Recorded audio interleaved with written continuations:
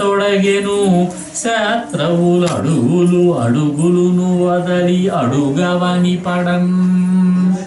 ఆయన శరీరాన్ని బాగా పెంచి 2 అడుగులతోటే భూమి ఆకాశము అంతరిక్షము సమస్త లోకాలు ఆక్రమించాడు త్రివిక్రమావతారుడై వామనావతార ఘట్టంలో. అటువంటి ఆ పరమాత్మ ఇప్పుడు అడుగులు వేయడం మొదలుపెట్టాట. దుస్తులు పొగరు మాటలు మాని వంకర మాటలు మాని అడుగులు పడిపోయేలాగా. ఒకరోజు సాయంత్రం ఏం జరిగిందంటే, వేసవకాలం ఉంటుందేమో, చక్కగా స్నానం చేయించింది అమ్మ. పసుపచ్చడి చిన్న వస్త్రం కట్టింది, దట్టి కట్టింది. అంటే పొట్ట చుట్టూ తువ్వాలు కట్టడం అన్నమాట. అక్కడ ఒక చిన్న పిల్లన గ్రోవ్ కూడా దూర్చి ఉంటుంది ఆ బొడ్డు దగ్గర. జుట్టు బాగా పెరిగిందేమో, జుట్టు అల్లి చిన్న ముడి వేసింది. దాని చుట్టూ ముత్యాల దండ 3 పేటలు వచ్చేలాగా చుట్టింది. నుదుటన చక్కగా ఒక నామం పెట్టింది, తిలకంతో చక్కగా అలంకరించింది. ఒంటికి అలంకారాలు చేసింది, మెడలో దండలు వేసింది. అందులో ఒక నాయకమణి అంటారు, నల్లటి మణి, నీలమణి ఉన్నది. నా బాబు ఆడుకో నాయనా అన్నది. బయటకు వచ్చి వీధిలో చెట్టు కింద ఆడుకుంటూ ఉన్నట్టు. అప్పుడు ఎలా ఉన్నట్టంటే, దుమ్ములో ఆడాడు, దుమ్మంటుకుపోయింది ఒంటి నిండా. తనువున అంటిన ధరణి పరాగంబు పూసిన నెరిభూతి పూతగాగా. శరీరానికి అంటుకున్నటువంటి ఆ దుమ్ము ధూళి ఎలా ఉన్నాయిటంటే, విభూతి ఒంటికి రాసుకున్న విభూతి పూతలాగా ఉన్నదట. పరమేశ్వరుడు రాసుకుంటాడని. ముందర వెలుగొందు ముక్తాలలామంబు తొగల సంగడిగాని తునుకగాగా. ముత్యాల పేరుతో ఉంగరాల చుట్టూను ముడివేసింది. అక్కడ చిన్న ముడిలాగా పెట్టింది. అది ఎలా ఉన్నదంటే, అది చంద్రవంకలాగా ఉన్నదట నుదుటి మీద. ఫాల భాగంబుపై పరగు కావిరి బొట్టు కాముని గెల్చిన కన్నుగాగా. ఆ నుదుటి అమ్మ చక్కగా తిలకంతో ఇంత పొడుగు నామం పెట్టిందేమో, అది 3వ కన్నులాగా, మన్మధుని దహించినటువంటి 3వ కన్నులాగా ఉన్నదట.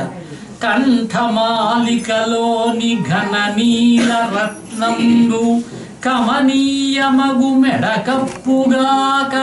ఆ మెడలో వేసినటువంటి దండల మధ్యలో ఉన్నటువంటి ఆ నల్లటి మణి కంఠం దగ్గర ఉన్నటువంటి మత్సలాగా ఉన్నదట. ఆ రోజున గరళకంఠుడు ఆ హలాహలాన్ని మింగి కంఠ భాగంలో అట్టే పెట్టుకున్నాడే, నల్లటి మత్స ఏర్పడింది. ఆ మత్సలాగా ఉన్నదట. హారవల్లులు హారవల్లులుగాగా. మెడలో వేసుకున్నటువంటి ఆ దండలన్నీ కూడా మెడలో పాముల్లాగా ఉన్నాయట. బాలలీల ప్రౌఢ బాలకుండు శివుని పగిది ఒప్పే, శివునికి తనకును వేరులేమి తెల్ప వెలయునట్లు. శివుడికి నాకు ఏమీ తేడా లేదు, ఇద్దరము సమానమే అని చెబుతున్నాడా అన్నట్లుగా ఓ పండితుడు అంటారు. అదే సమయానికి శివుడు వచ్చాట. విష్ణుమూర్తి అవతారం ధరించి భూలోకానికి వెళ్ళాడు. ఎలా ఉన్నాడో చూద్దామని శివుడు వచ్చి ఆకాశంలో ఉండి చూస్తున్నట్ట. చూస్తే కింద ఉన్నటువంటి సన్నివేశం ఇది అన్నారు. ఈ విధంగా బలరాముడు కృష్ణుడు ఇద్దరూ కూడా బాల్య క్రీడలు చేస్తూ గోపికలకు ఎంతో ఆనందంగా మృదు మధురంగా ఆనందాన్ని కలిగిస్తూ ఉన్నాయి.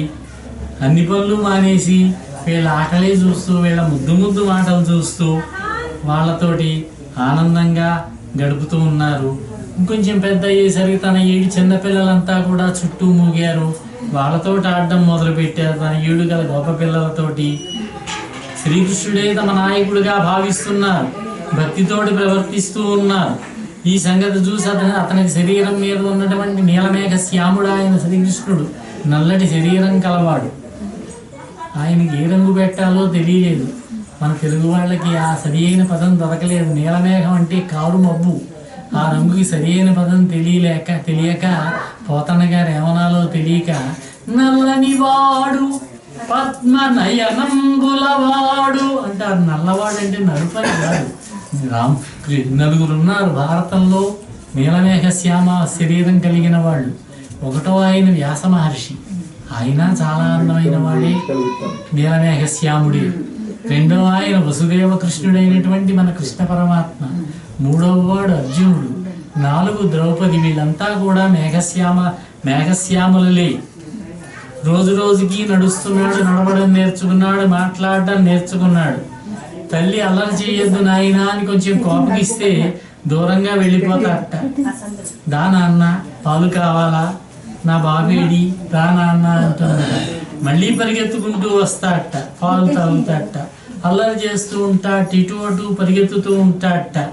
మొలతాడు కట్టినటువంటి ఆ గంట ఉంటుందేమో, అది గల్లు గల్లున మోగుతూ ఉంటుందట. చాలా ఆనందపడిపోతూ ఉన్నదట యశోదాదేవి. లేక కలిగినటువంటి సంతానమేమో, అందులోనూ చాలా అందమైనటువంటి కుర్రవాడేమో. గోపికల ఇళ్లలో ఉన్నటువంటి పక్కింటికి కూడా వెళ్ళడం మొదలుపెట్టాడు. ఇప్పుడు పక్కింటికి వెళ్ళి వెన్న తినేవాడు ఏమి ఎరగినట్టుగా వచ్చి అమ్మ దగ్గర తప్పటడుగులు వేస్తూ ఉంటాడు. అమ్మ పాలు కావాలంటూ ఉంటాడు. ఈ విధంగా ఆనందంగా గడుపుతూ ఉన్నాడు. బాలకులందరిలోనూ ఉత్తముడుగా ఉన్నాడు. బాల్య క్రీడలు అతనికి లీలలే ఉన్నాయి కానీ ఈ దొంగతనంగా రకరకాల అల్లరి చిల్లర పనులు చేస్తూ ఉంటే గోపికలకు కొంచెం విసిగొచ్చింది. పాపం గోపిక నశించింది. వాళ్ళకి మొదట్లో బాగానే సంతోషించేవారు కానీ రాను రాను అల్లరి ఎక్కువైంది. ఒక రోజున వచ్చి యశోద దగ్గరకు వచ్చి ఫిర్యాదు చేయడం మొదలుపెట్టారు. అమ్మా యశోద, నీ కుమారుడు చేసేటటువంటి అల్లరి పనులు విన్నావా అమ్మా? బాలురకు పాలు లేవని బాలింతలు మొరలు ఎట్ట. మా అబ్బాయికి పాలు లేవు, మా దగ్గర ఆవు పాలు కావాలని వాళ్ళు గొడవ చేస్తూ ఉంటే పక్క పక్కనగి ఈ బాలుండు ఆలము సేయుచు ఆలకు క్రేపులను విడిచే అంభోజక్షి. ఆవుల దగ్గరికి దూడలను విడిచిపెట్టేస్తున్నాడు. ఇంక వీళ్ళకి పాలేం లభిస్తాయి? నేను చక్కగా పాలు కాచి కడవల్లో అట్టే పెడితే ఆ పాలను తోటి పిల్లలకు పోసి, పడతి నీ బిడ్డడు మా కడవలలోనున్న మంచి కాగిన పాలు ఆ పడుచులకు పోసి చిక్కిన కడవల పో నడిచే ఆజ్ఞ కలదో లేదో, నీ యొక్క అమ్మత ఉందో లేదో నీకు తెలుసో తెలీదో కానీ ఆ కడవలన్నీ బదలు కొడుతున్నాడమ్మా. మా ఇళ్లలో తృప్తిగా పాలు తాగుతాడు. పాలు తాగడానికి కనపడకపోతే కోపంతో పసిబిడ్డలు పడతోసుకుంటూ బయటకు వచ్చేస్తాడు. వాడు పడి ఏడుపు, వాళ్ళు గుక్క పెట్టి ఏడుస్తున్నారమ్మా. నువ్వు తల్లివే కదా, మా కష్టాలు నీకు తెలవాలి కదా అమ్మా. నిన్న కాక మొన్న పుట్టాడు ఈ కుర్రవాడు, అప్పుడే దొంగతనాలు మొదలు పెట్టాడు. అవి కూడా మామూలు దొంగతనాలుగా ఉన్నాయా? మా ఇంట్లో మేము బాగా అందకుండా పైకి కట్టేస్తున్న ఉట్టెలు రోలు వేసుకుంటాడు, వాటి మీద బల్ల వేసుకుంటాడు, పీటలు వేసుకుంటాడు, ఒకదాని మీద ఒకటి ఎక్కుతాడు, అందుకోవాలని చూస్తాడు. ఒకవేళ అందకపోతే రాయి పుచ్చుకు కొడతాడు, చిల్లు కొడుతుంది, ఆ పాలన్నీ తాగేస్తున్నాడమ్మా. ఏం చెప్పమంటావమ్మా, ఇంత పెద్ద పొట్ట కలిగినటువంటి కుర్రవాణ్ణి ఎలా కన్నావు తల్లి నువ్వు అని కూడా అన్నారట.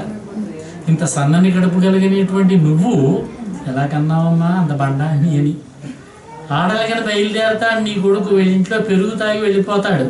వెళ్ళేవాడు వెళ్లకుండా అక్కడ పడుకొని నిద్రపోతుంటే వీళ్ళ కోడల మూతికి ఆ వెన్న రాసిపోయాడు. అత్తగారు లేచి కోడలను తిట్టడం మొదలుపెట్టిందమ్మా. ఒకళ్ళ ఇంట్లో చొరబడ్డాడు, ఆ పక్కనే ఉన్నారంతా కలిసే వచ్చారుగా. వీళ్ళ ఇంట్లో చొరబడ్డాడు, గుమ్మగుమ్మలాడే నెయ్యి తాగాడు. ఆ కడవలు పట్టుకెళ్ళి పక్క వాళ్ళ ఇంట్లో పెట్టి వెళ్ళాడు. ఇంకా చూసుకో వాళ్ళకి వీళ్ళకి గొడవైందమ్మా. వేలుపులట నాకంటెను వేలుపులటే నాకంటెను వేలుపు మరి ఎవ్వడను చూవిక వికనగి. నాకంటే దేవుళ్ళు ఎవరు, నేనే దేవుణ్ణి అని చెప్పి ఆ గోడ మీద బొమ్మలు వేసి ఉంటే ఆ బొమ్మల మీద ఎంగిల్ చేస్తున్నాడమ్మా మీ వాడు. ఏం చెప్పమంటావమ్మా? మా అమ్మాయి అడ్డం వెళ్ళింది ఒకసారి. మీ వాడు మా ఇంట్లోకి వచ్చి పాలు తాగుతూ ఉంటే, వెన్న తింటూ ఉంటే, అప్పుడు ఆ అమ్మాయిని పట్టుకుని ముద్దు పెట్టుకుని మరీ వెళ్ళిపోయాడమ్మా. ఈ చిన్న వయసులో అదేం పనమ్మా యశోద, ఎటువంటి వాడు ఏమిటమ్మా నీ కుమారుడు అని చెప్పి వాళ్ళు చెప్పారమ్మా. ఇంక లాభం లేదమ్మా. మా అబ్బాయి ఒకసారి పడుకొని నిద్రపోతూ ఉంటే ఆవు దూడ తోకకిను మా అబ్బాయి పిలక్కి ముడి వేశాడమ్మా. ఇంకా సిగ్గుగా ఉంది చెప్పుకోవడానికి. మా అబ్బాయి అమ్మాయి మా అబ్బాయి కోడలు గదిలో పడుకుని ఉంటే తలుపులు వేసుకుని తలుపు తీసి పామును వదిలిపెట్టాడు లోపల. వాళ్ళు అలాగే పరిగెత్తుకొచ్చారు బట్టలు లేకుండా. ఏం చెప్పమంటావు తల్లి, ఇంకా మేము ఇక్కడ ఉండలేమమ్మా, ఈ ఊరు విడిచిపెట్టి వెళ్ళిపోతాము. మీకు సంపద ఉంటే ఉండవచ్చు, కడులచ్చే కలిగనేని కడులచ్చి కలిగనేని కుడుతురు కట్టుదురుగాక కొడుకుల నగుచున్ బడుగుల వాడలపై పడబిడుతురే రాకంతలెందు విమలేందు ముఖి. మీకు సంపదలు ఉంటే తినండి, కట్టుకోండి, అంతేగాని ఇలా మా మీద విడిచిపెడతారా అమ్మా? బిడ్డలను పేదవాళ్ళ ఇళ్ళ మీద పంపిస్తారా? నవ్వుతూ ఊరుకుంటారు. నవ్వుతోంది ఆవిడ, పాపం నవ్వు వస్తోంది ఆవిడికి వెళ్ళరా చెబుతూ ఉంటే. ఓయమ్మ మీ కుమారుడు మా ఇండ్లను పాలు పెరుగు మన నీడమ్మా, పోయద మెచ్చటికైనను మా ఎన్నుల సురభులాల. మా అందమైనటువంటి ఆవుల సాక్షిగా మేము ఎక్కడికైనా వెళ్ళిపోతాం తల్లి, మేము ఈ ఊళ్ళో ఉండలేము అని చెప్పారు. ఆవిడంటుంది, నన్ను విడిచిపెట్టి ఎక్కడికి వెళ్ళడం మావాడు, పక్కింటికి దారే తెలియదు మా వాడికి, అన్యమెరుగడు తన ఎంత ఆడుచుండు మంచివాడు ఈతడు ఎగ్గులు మానరమ్మా. ఫిర్యాదులు చెప్పడం మానండమ్మా. రామలారా త్రిలోకాభిరామలారా తల్లులారా గుణవతీమ తల్లులారా అని చెప్పింది. పక్కన చూసి నవ్వుకుంటున్నాడు కుర్రవాడు. అమ్మ పక్కనే కొంచెం దొంగ భయం అంతా కూడా నటిస్తూ ఉన్నాడు. ఇక ఎవరైనా ఫిర్యాదు చేస్తే వాళ్ళని ఒకవైపు ఏమో వేలు చూపించి మిమ్మల్ని ఏం చేస్తానో చూడండి అంటాడు. అమ్మ వాళ్ళతో మాట్లాడుతూ ఉంటే, అమ్మ తన కేసు చూసినప్పుడు మాత్రం భయపడిపోతున్నట్టుగా బొంగమూతి పెట్టి మరీ చూస్తూ ఉంటాడు. చిన్నతనంలోనే ఇంత చిత్రమైనటువంటి అల్లరి చేస్తూ ఉంటాడు. ఒకసారి ఏం జరిగిందంటే, చెట్టు కింద ఆడుకుంటూ ఉంటే ఉన్నట్టుండి అందరూ చూస్తూ ఉండగా కాస్త మట్టి తీసి నోట్లో పోసుకున్నాడు. కృష్ణ మన్ను తింటున్నావా, అమ్మకి చెబుతానుండి అన్నాడు బలరాముడు. చెబితే చెప్పుకోపో అని ఇంకో కాస్త మట్టి తిన్నాడు. వాళ్ళు వచ్చి ఫిర్యాదు చేశారు. ఏనాయినా మన్ను తిన్నావా, నువ్వు తప్పు కదూ అంది ఆవిడ. కొట్టడానికి చేతులు వస్తే కదా. అమ్మా మన్ను తినంగనే శిశువును ఆ కొంటినో వెర్రివాణమ్మా నేను వెర్రిను నమ్మం చూడకుమమ్మ వీరి మాటలు మదిన్ నన్నీవు కొట్టంగా వీరిమ్మగ్గంబు ఘటించి చెప్పెదరు. నీ చేత నన్ను కొట్టించాలని చెప్పి వీళ్ళు ఈ విధంగా అబద్ధాలు ఆడుతున్నారమ్మా. కాదేని మదీయస్య గంధం ఆఘ్రాణము చేసి నా వచనముల్ తప్పైన దండింపవే. నా మాట అబద్ధమైతే నా నోరు చూడు, నా నోరు చూసి నన్ను దండించు అబద్ధమైతే అన్నాడు. అని చెప్పి నోరు తెరిచాడు. తెరిచేసరికి ఆయన నోట్లో అన్ని లోకాలు కనపడ్డాయిట ఆయనకి. ఇంతకుముందు ఒకసారి కూడా ఇలాగే జరిగింది. బాగా శిశువుగా ఉండగా కుర్రాడికి పాలి చాడిస్తూ ఉంటే ఉన్నట్టుండి ఒక్కసారి నోరు తెరిచారు. నోరు తెరిచేసరికి పర్వతాలు, నదులు, సముద్రాలు అన్నీ కనిపించాయిట ఆవిడికి. కంగారు పడింది. మళ్ళీ మాయ కమ్మేసింది. నాన్న ఆడుకుంటున్నావా నాన్న అన్నదట. ఇది రెండో పర్యాయం అన్నారు. నోరు తెరిచి చూపించేసరికి నోట్లో ఆవిడికి సమస్త లోకాలు కనిపించాయిట.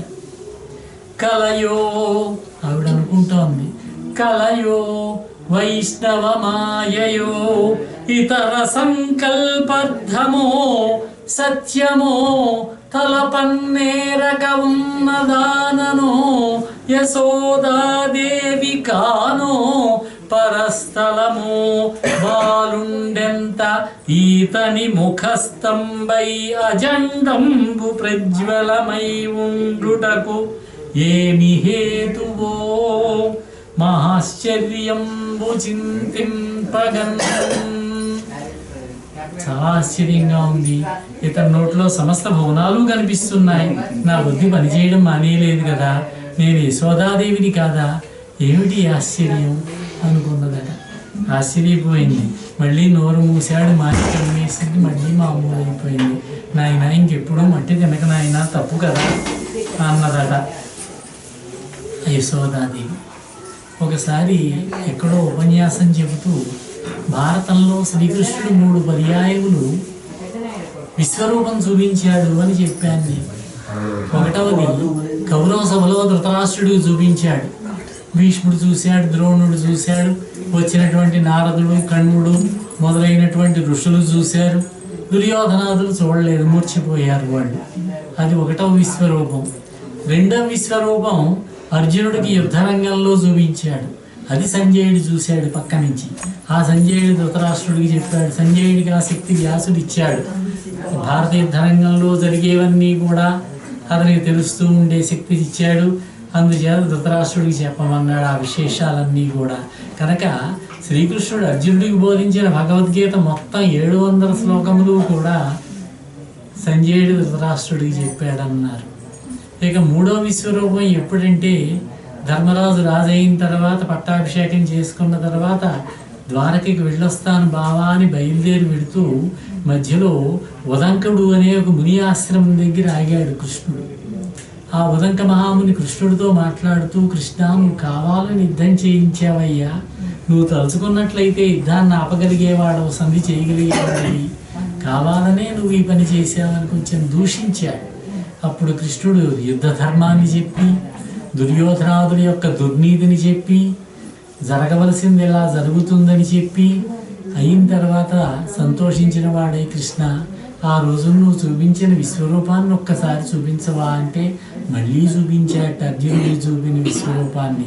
ఈ 3 అన్న తర్వాత వేదికది కిందకు వస్తే ఒక ఆయన అడిగారు, మీరు 3 విశ్వరూపాలు అన్నారు, నాకు 4 లెక్క వస్తున్నాయండి అన్నారు. నేను కంగారు పడి, ఎక్కడండి బాబు, నేను భారతం అంతా చదివాను, నాకు 3 కనిపించాయన్నా. వాళ్ళ అమ్మకి చూపించాడు కదండి నోట్లో ఆ లోకాలన్నీ కూడా అన్నారు ఆయన. ఏం చెప్పాలి, అప్పటికప్పుడు చెప్పాలి, రేపు ఉంటారండి పుస్తకం చదువుకునడానికి లేదు. మీరు లెక్క పెట్టుకుంటే 4 అయ్యాయండి, నా లెక్క 3 వచ్చింది. అక్కడ చూపించింది విశ్వాన్ని అంతా చూపించాడు కానీ విశ్వరూపాన్ని కాదు. బాలుడుగానే ఉన్నాడు, కృష్ణుడు ఏడాది పిల్లాడుగానే ఉన్నాడు, నోరు తెరిచాడు, నోట్లో లోకాలన్నీ కనిపించాయి. ఇది విశ్వరూపం, ఇది కృష్ణుడు చాలా పెద్ద శరీరాన్ని పెంచేశాడు సుమా అని చెప్పాను. ఆ విధంగా ఇక్కడ విశ్వరూపాన్ని చూపించి ఉండడు, విశ్వాన్ని మాత్రం చూపించాడేమో అనిపిస్తోన్నది నాకు. ఈ విధంగా పరమేశ్వరుడై విష్ణువుగా తన భావిస్తూ ఉన్నటువంటి ఈశ్వరులో మళ్ళీ వైష్ణవమాయను అంత ఆవరింపజేసేసాడు. ఆ మాయ ఎప్పుడైతే కమ్మిందో మళ్ళీ మామూలు అయిపోయింది. ఆవిడికి లోకాలు చూసినట్టు ఇవన్నీ చూసినట్టు ఏమీ ఆవిడికి ఏమీ అనిపించలేదు. అసలు ఈ యశోదా నందులు ఎవరన్నారు? యశోదా నందులు వసువులు అంటారు, 8 మంది వసువులు. అందులో ద్రోణుడు అని ఒక వసువు ఆయన. బ్రహ్మదేవుడు ఒకసారి ఆయన భార్య పేరు ధర. బ్రహ్మదేవుడు వాళ్ళని పిలిచి మీరు భూలోకంలో అవతరించండి అన్నారట. అలాగే తప్పకుండా మీ మాట ప్రకారం మేము భూలోకంలో అవతరిస్తాం, కానీ శ్రీ మహావిష్ణువుని సేవ చేసుకునేటటువంటి అవకాశం మాకు కావాలని కోరారు. శ్రీ మహావిష్ణువు పుట్టాలని కోరలేదు, వాడు కుమారుడిగా పుట్టాలని అడగలేదు, ఆయన సేవ చేసుకుంటే చాలన్నారు. అలాగే వెళ్ళిరండి అన్నాడు. ఆ మాట గుర్తుపెట్టుకుని శ్రీ మహావిష్ణువు వీళ్ళ ఇంటిలో బాలుడిగా యశోదకు జన్మించలేదు. శ్రీకృష్ణుడు ఇక్కడికి వచ్చి పెరుగుతూ ఉన్నాడు. ఆ బ్రహ్మదేవుడి యొక్క మాటని నిజం చేయడం కోసమని చెప్పి ఒకరోజున ఏం జరిగింది, వెంట చిలుగుతూ ఉన్నది ఆవిడ. 6 కవ్వాలు ఉంటాయి, పెద్ద పెద్ద కవ్వాలు, నిలబడి చుట్టూ తాడు చుట్టి తాడు లాగుతూ వెన్నను చిలుగుతారు. పాలు ఇవ్వమని అడిగాడు. వస్తాను ఇస్తాను ఉండంటోంది ఆవిడ. కోపం వచ్చేసింది ఇతనికి, అల్లరి చేసేస్తున్నాడు. ఇంతలో పాలు ఇస్తూ ఉన్నది. ఇంతలో గుర్తొచ్చింది లోపల పొయ్యి మీద పాలు కాగుతూ ఉన్నాయని. అవి దింపడానికి లోపలికి వెళ్ళేసరికి కోపం తారాస్థాయికి చేరిందేమో. ఒక రాయి తీసుకుని ఆ కొండను కొడితే కొండ పగిలింది, పాలు వెన్న కింద గారే తీసుకు తింటున్నాడు. ఓ పక్కన ఏడుస్తున్నాడు, ఓ పక్కన కళ్ళు తుడుచుకుంటున్నాడు, ఓ పక్కన వెన్న తినేస్తున్నాడు. యశోదాదేవి వచ్చి చూసేసరికి ఇది పరిస్థితి. నవ్వుకుంది. కొండ పగలగొట్టావా, మజ్జిగంతా వలకపోసావా అనుకున్నది ఆవిడ. అనుకునేసరికి వెంటనే పరిగెత్తాడు. ఈసారి వదిలిపెట్టదలుచుకోలేదు ఆవిడ. కూడా పడింది. కొంచెం పెద్ద శరీరం అనుకుంటాను, పరిగెత్తలేక పరిగెత్తుతూ ఉన్నది. సన్నటి నడుము, పెద్ద హృదయము, పరిగెత్తుతూ ఉన్నది. ఆయాస పడుతూ ఉన్నది, రొప్పుతూ ఉన్నది, రోజుతూ ఉన్నది. వచ్చి చూసేసరికి ఒక ఇంట్లో రోలెక్కి కోతికి తినిపిస్తున్నాడు వెన్నపూసని. ఇక్కడున్నావా దొంగ, అమ్మ దొంగ అన్నది. చేతిలో బెత్తం పట్టుకున్నది. నీవు ఇప్పటిదాకా ఎవరికీ చిక్కలేదు, ఇంతవరకు ఎవరూ నిన్ను శిక్షించలేదని, ఎవరూ నిన్ను అడ్డుకోలేదని, ఎవరూ నిన్ను భయపెట్టలేదని నీకు బొత్తిగా అదురు బెదురు లేకుండా పోయింది. అందుకే కదా నా మాట నువ్వు లక్ష్య పెట్టడం లేదు. ఇవాళ ఎలా తప్పించుకుంటావో చూస్తానన్నది. ఈ విధంగా కూడా పడితే దొరకడగా పారిపోతున్నాడు. ఇంటికి పరిగెత్తుకొచ్చాడు. ఆవిడ కూడా వచ్చింది. ఇతడు పసివాడు అనుకుందామా అంటే పెద్దవాళ్ళకు కూడా లేనటువంటి లక్షణాలు ఉన్నాయి. ఇలాంటి నడవడికి పెద్దవాళ్ళకు కూడా తెలియదు. పోనీ కొంచెం భయం తెలియడానికి భయపెడదామా అంటే లేక పుట్టినవాడు వీడు ఒక్కడే కుర్రాడు, నాకు బెదిరించి బుద్ధులు నేర్పుదాం అనుకుంటే చూస్తుంటే బుద్ధిగా కనిపిస్తూ ఉంటాడు. అలాగే ఇంకేమీ తెలియకుండా ఇంట్లో కూర్చుంటాడా అనుకుంటే ఊళ్ళో వీడికి తెలియని ఇల్లంటూ లేదు. ఒక చోట కదలకుండా కూర్చోడు, ఎకసెక్కాలు ఆడుతూ ఉంటాడు. వీడిని పట్టుకోవాలి, తగిన శాస్తి చేయాలనుకుంది. ఇంట్లోకి వచ్చాడు. కూడా వచ్చింది ఆవిడ.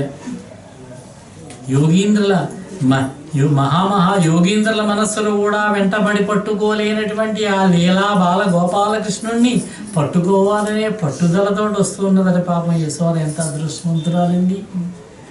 ఆ స్తంభం చాటికి ఎడతాడు, ఈ స్తంభం చాటికి ఎడతాడు, అక్కడి నుంచి ఇక్కడికి వస్తాడు, అక్కడి నుంచి ఇక్కడికి వస్తాడు.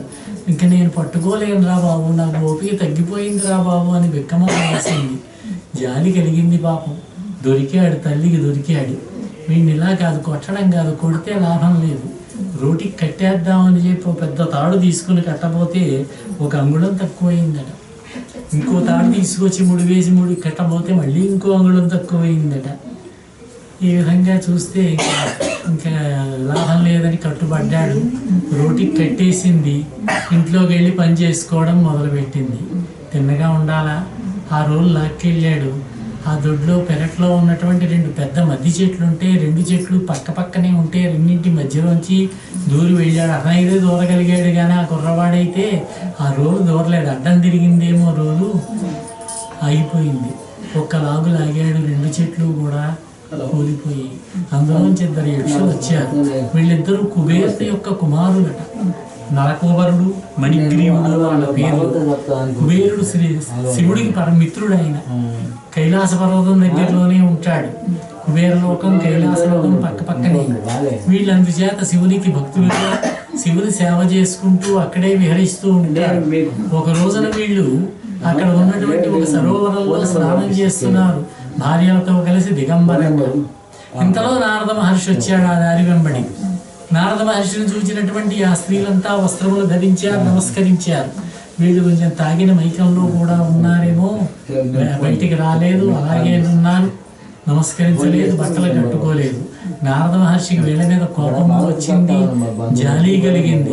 వీళ్ళు ధనమరాంధతతో ఉన్నారు, వీళ్ళకు కొంచెం బుద్ధి చెప్పాలి, ఏదో ఒక శాపం ఇవ్వాలి, ఆ విధంగా మంచివాళ్ళుగా చెయ్యాలనుకుని ఇందాక యశోదాదేవిని కట్టే సందర్భంలో బోధమ్మ గారు అంటారు, చిక్కడు సిరి కౌగిటిలో, లక్ష్మీదేవి యొక్క కవిట్లో చిక్కడట ఆయన. చిక్కడు సనకాది యోగి చిత్తాబ్జములన్, సనకాది మునులున్నారు, సనక సనందన సనత్ కుమార సనత్ సుజాతులు అనేటటువంటి బ్రహ్మ మానసపుత్రులు. వాళ్ళు దివ్య జ్ఞాన సంపన్నులు. ఎప్పుడూ 5 సంవత్సరముల వయసు వారిలాగే ఉంటారు, ఎప్పుడూ దిగంబరులుగానే ఉంటారు. వాళ్ళు శ్రీ మహావిష్ణువు యొక్క భక్తులు. శ్రీ మహావిష్ణువు యొక్క లీలా విశేషాలని సంకీర్తనలు గానం చేసుకుంటూ అన్ని లోకములు సంచరిస్తూ ఉంటారు. వాళ్ళ మనస్సులలో కూడా చిక్కడట. చిక్కడు శృతిలతి కావలి, వేదాలకు చిక్కడట. చిక్కెన తడు లీల తల్లి చేతన్ రోలన్. అటువంటి శ్రీ మహావిష్ణువు ఇక్కడ బాలకృష్ణుడుగా ఈ రోలికి చిక్కి రోటికి కట్టబడ్డాడంటారు పోతమ్మ గారు. ఈ వీళ్ళని ఏమని చెప్పించాడంటే నారదుడు, మీరు వృక్షములై పుట్టండి భూలోకంలో, 100 సంవత్సరములు అలా ఉండండి, అప్పుడు శ్రీ మహావిష్ణువు భూలోకంలో శ్రీకృష్ణుడిగా అవతరిస్తాడు. అతని యొక్క దర్శన మాత్రం చేత నీకు శాప విమోచనం అవుతుంది అని శాపము ఇచ్చాడు, విమోచనము చెప్పాడు నారద మహర్షి. వాళ్ళు వచ్చి మర్రి చెట్లుగా ఈ దొడ్లో ఉన్నారు. వాళ్ళు 2 చెట్లు పడ్డాయి.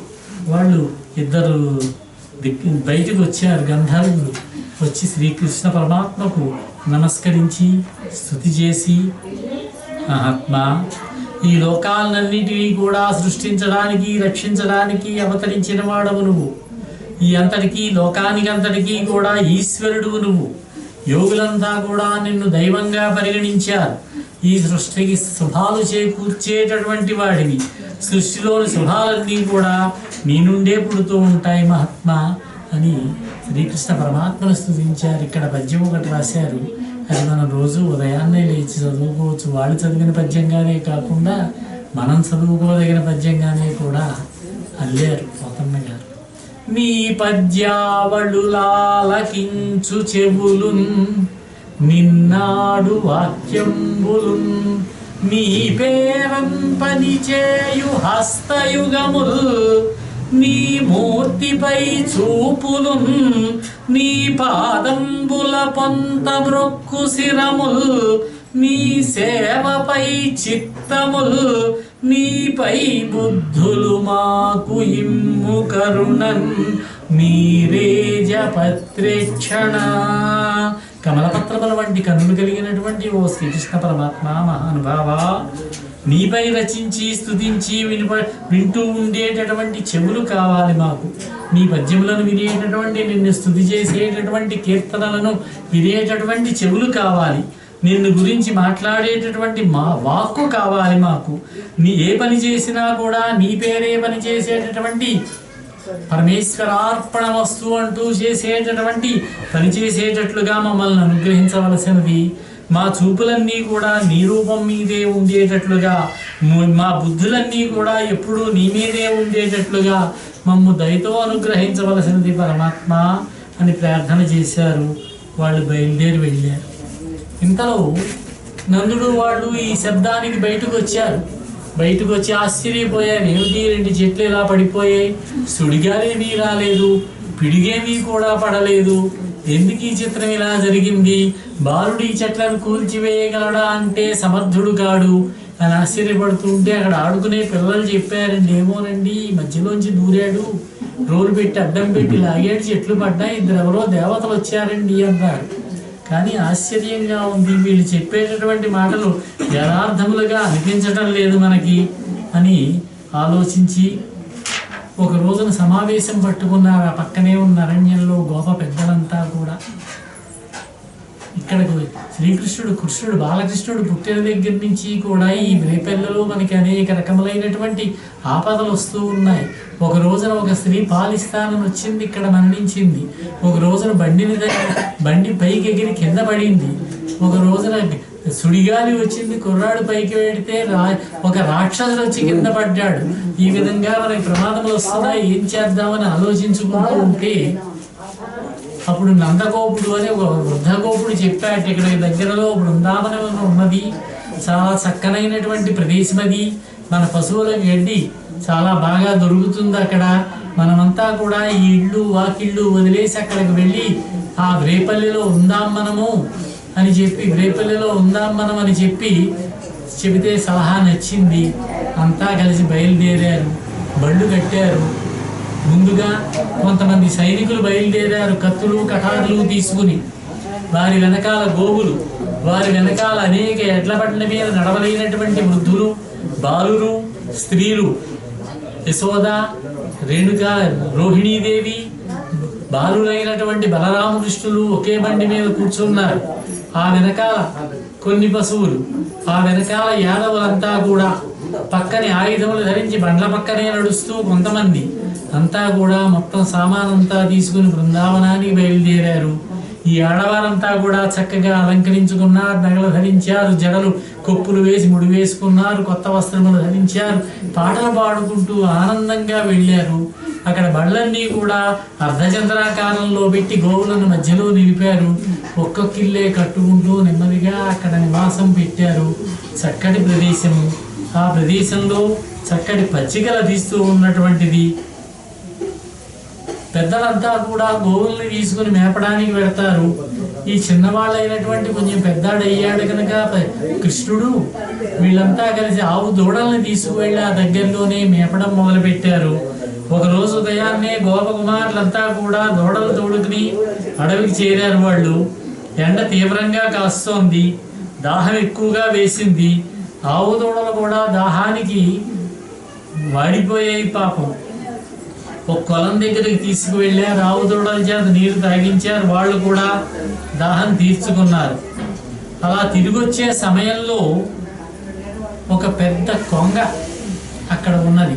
అది బకాసురుడు అనేటటువంటి ఒక రాక్షసుడు. ఆ కొంగని చూచారు. చూచి నోరు తెరుచుకుని ఉన్నాడు. నిర్ఘాంతపోయారు వీళ్ళంతా కూడా. మునిలాగా నిలబడి ఉన్నది ఆ కొంగ. అప్పుడు వీళ్ళంతా కూడా దాని నోట్లోకి ప్రవేశించారు. ఏం చేస్తాడు? శ్రీకృష్ణుడు కూడా లోపలికి వెళ్ళాడు. ఆ కంఠం దాకా వెళ్ళాడు, లోపలికి వెళ్ళడే. మండిపోవడం మొదలుపెట్టింది, అగ్నిలాగా మండుతున్నాడు.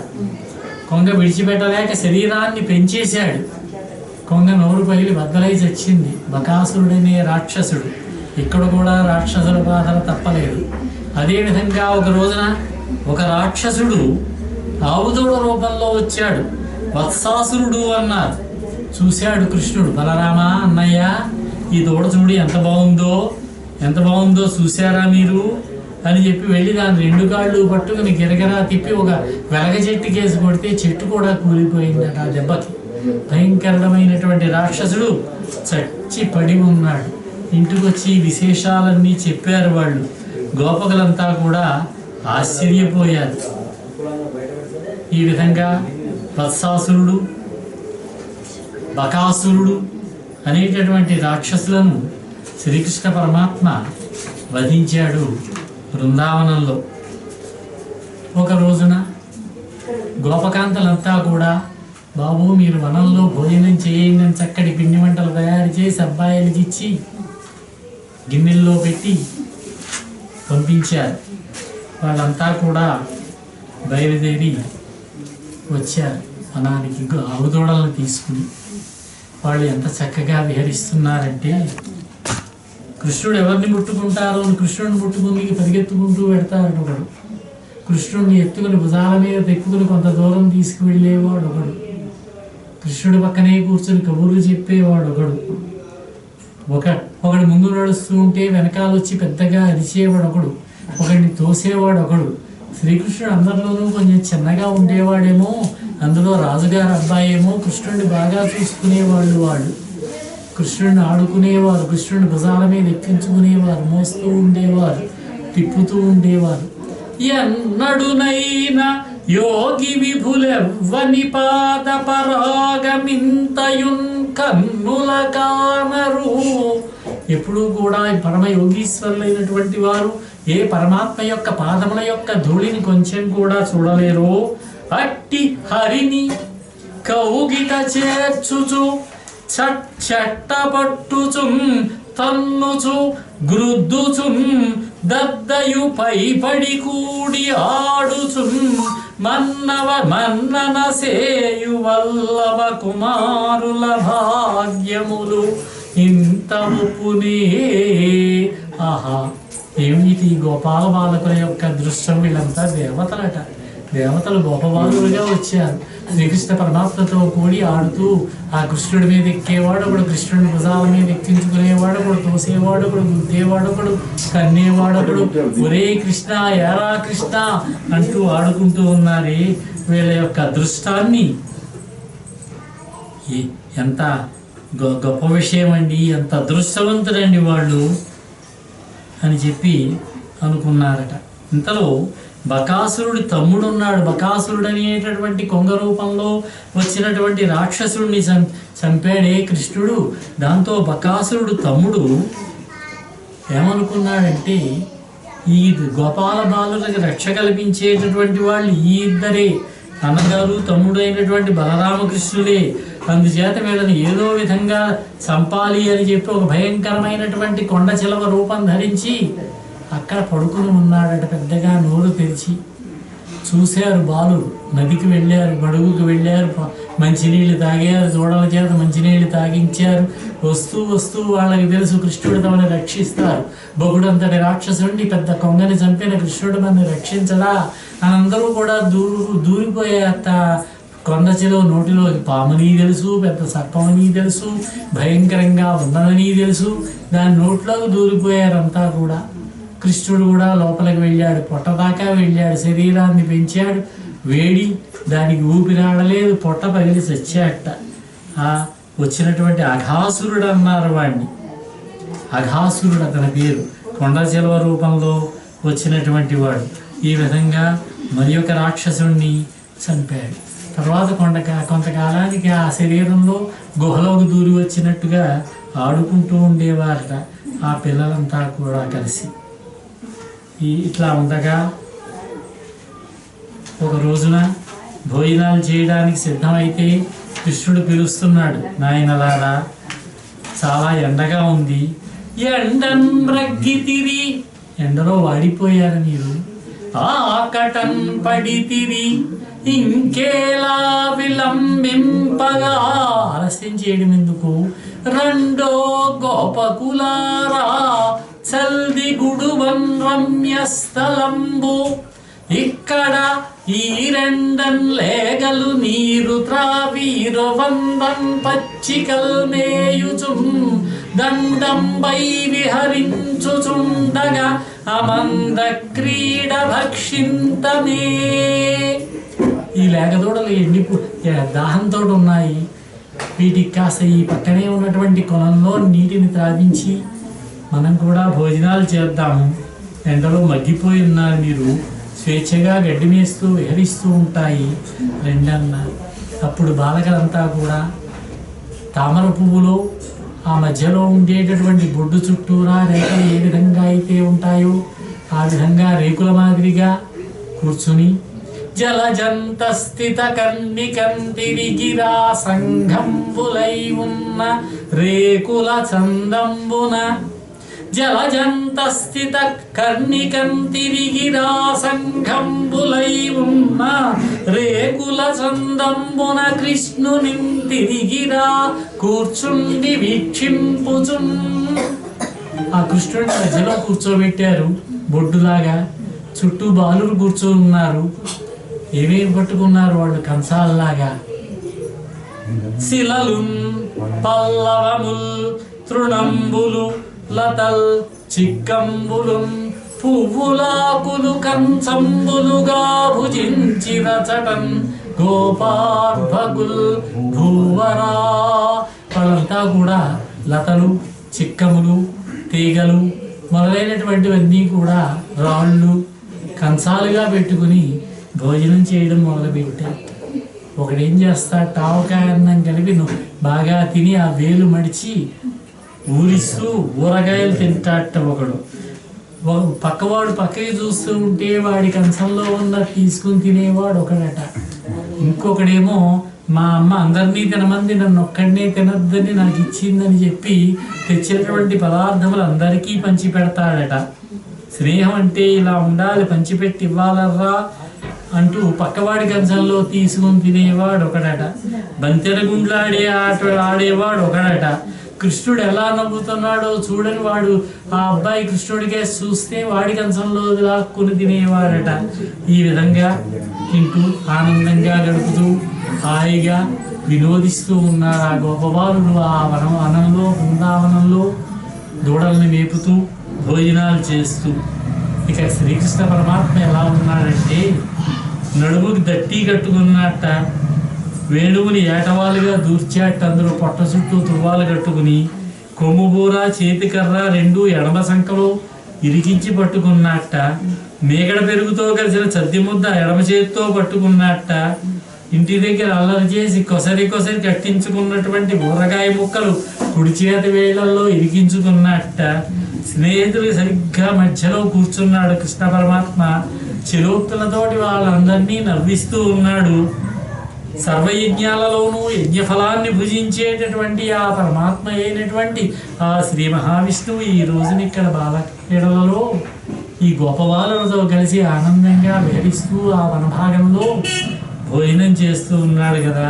దేవతలంతా ఆకాశంలో నుంచుని చూస్తున్నారట శ్రీకృష్ణుడు ఈ విధంగా చేస్తూ ఉండగా. కొద్దిసేపు అయ్యా గుర్తొచ్చింది, ఆవు దూడలు ఇక్కడెక్కడా కనిపించట్లేదు, వెళ్ళి చూసొస్తానన్నాడు. మీరంతా భోజనం చేస్తూ ఉండండి, నేను వెళ్ళి చూసొస్తానన్నాడు కృష్ణుడు. వెళ్ళాడు. ఎక్కడా ఆవు దూడలు కనపడలేదు. బ్రహ్మదేవుడికి అనిపించిందట, శ్రీ మహావిష్ణువు గొప్పవారుడిగా వెళ్ళాడు, గోకులంలో జన్మించాడు, ఎలా ఉన్నాడో చూద్దాం. అతనేవో అక్కడ లీలలు చేస్తున్నట్ట, అనేక మంది రాక్షసులను చంపుతూ ఉన్నాడట, చూసొద్దామని బయలుదేరి వచ్చాడట. వచ్చి శ్రీకృష్ణుడి యొక్క మాయ, ఈ అబ్బాయి యొక్క మాయ ఎలా ఉంటుందో, ఇతను ఎంత సమర్థుడో చూద్దామని ఆ ఆవు దూడలన్నీ తీసుకెళ్ళి ఒక గుహలో దాచాడట. దాస్తే కృష్ణుడు వెతకడానికి వెళ్ళాడు, కనిపించలేదు. కృష్ణుడు లీలగా చూసేటప్పటికి సత్యం తెలిసిపోయింది. ఇక వెనక్కి తిరిగి వచ్చాడు. ఇక్కడ వచ్చేసరికి ఇక్కడ గోపబాలురు లేరు. ఈ గోపబాలుడిని కూడా దాచేశాడట. అలా ఎంతసేపు దాచాడన్నారు? ఎంతోసేపా? కొద్ది నిమిషాలు దాచాట బ్రహ్మదేవుడు. అది మనకు 1 సంవత్సరం అయింది. శ్రీకృష్ణుడు ఆలోచించాడు, ఇప్పుడు నేను ఇంటికి వెడతాను, నన్ను అడుగుతారు మా అబ్బాయి ఏడి, మా ఆవులు ఏమని అడుగుతారు గోపికలంతా కూడా.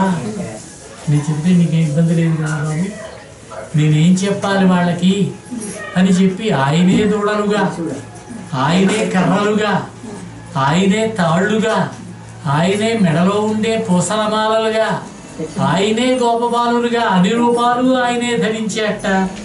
ధరించి ఇక్కడికి వచ్చి గోపాలుని ఇంటికి వచ్చాడు. వస్తే చూస్తే రోజు ముద్దు రాని పిల్లలు కూడా ముద్దు వస్తూ ఉన్నారట ఆ తల్లులకి.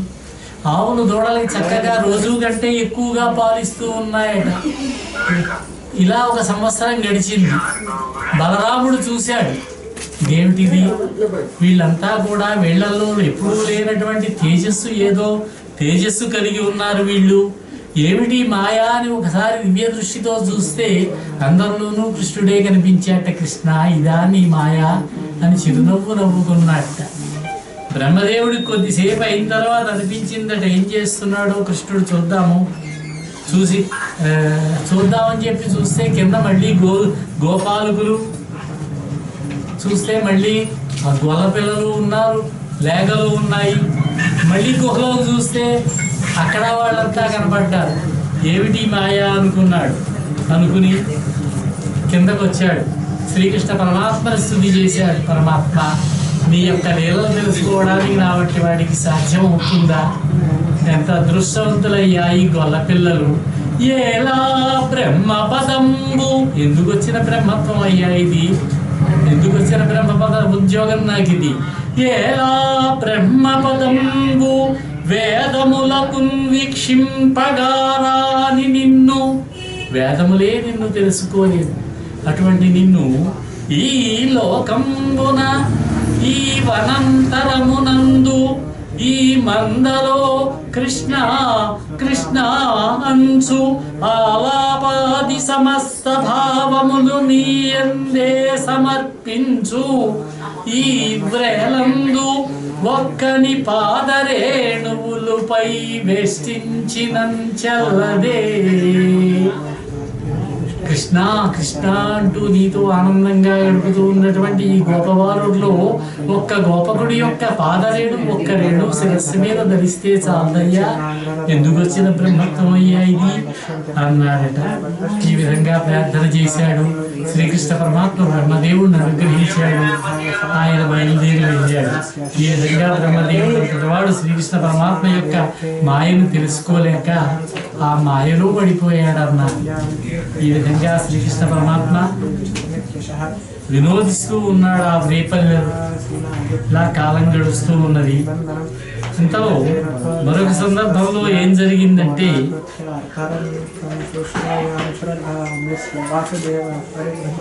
అక్కడ ఒక తాడి తోట ఉన్నది. తాటి చెట్లు, తాటి తోపు, చక్కటి తాటి పండ్లు ఉన్నాయి, సువాసనలు వెదజల్లుతూ ఉన్నాయి.